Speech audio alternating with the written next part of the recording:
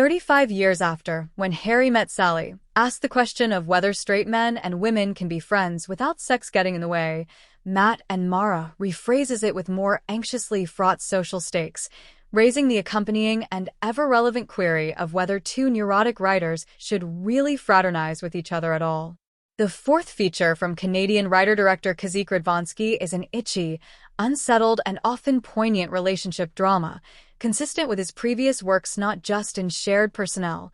notably lead actors Gareth Campbell and Matt Johnson, who also headlined Radvansky's 2019 breakout and At 13,000 Feet, but in a tingly, seasick storytelling sensibility that makes something volatile and cinematic out of ostensibly static material a decade or two ago, when the mumblecore movement was at its zenith in North American indie filmmaking. A trim, talky character piece like Matt and Mara, a highlight of this year's Berlinale Encounters competition, might have seemed less of an outlier than it does on the 2024 art house scene. Which isn't to say that Radvansky's freewheeling, improvisatory approach feels dated or derivative. As with and At 13,000 Feet, a gnawing character study which ran on the quivery sense of characters and actors being pushed to the edge of their comfort level, his latest resists coziness even as it pursues a sometimes warm, sometimes raw intimacy between characters who know each other either too well or not quite enough,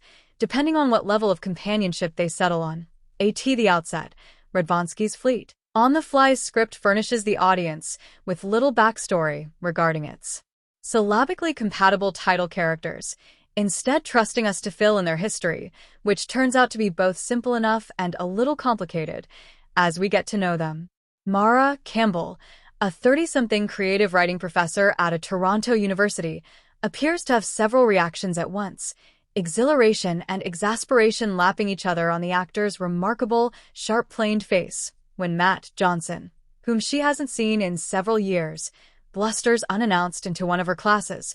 It's a typically brash, entitled stunt from a man whose cocksure personality and easy, dudish tone have made him something of a celebrity on the New York lit scene, with multiple well-regarded novels to his name. Half a lifetime ago, they were close friends at college in Canada and regarded as equally prodigious talents. Now Mara has gone the teaching route while still awaiting her literary breakthrough and raising a young daughter with her husband Samir, Munir al-Shami, a handsome, accomplished musician from whom she seems almost entirely disconnected. To mutual friends, she rather jarringly announces that she has no feeling whatsoever for music. The subtext is discomfitingly obvious. Into this breach, calculatedly or otherwise, steps Matt, back in town for an indefinite period and determined to work his way back into Mara's life with his considerable force of personality. When they're mistaken for a couple by a stranger, she runs with a charade, in part because her old friend brings a fizzy energy to her life that it's been missing for some time, but perhaps more crucially because he reminds her of when her life was less placid and more promising. When Samir drops out of driving her to an out-of-town literary festival where she's due to give a talk, Matt agreeably steps in, adding a charged stop to that most romantically auspicious of tourist spots, Niagara Falls, to the itinerary for much of the film. We don't know exactly whether Matt and Mara's first estrangement was merely a matter of geography and circumstance, or a more personally motivated rift. Yet the more time the reunited friends spend together, the edges of their relationship edging uncertainly into less platonic territory, we see the ways in which their respective vanities and insecurities chafe against each other, now exacerbated by age and past experience. Campbell's and Johnson's performances, both expert in aptly clashing registers, contribute to the unease. Her nervy, compressed intensity is initially tempered by his breezy jocularity before, in time, the two energies begin to aggravate each other. Radvansky's script is low on incident, and the film, at a tight, jittery 80 minutes, can afford to be, but this tension keeps it taut and urgent, in the manner of particularly gripping people watching.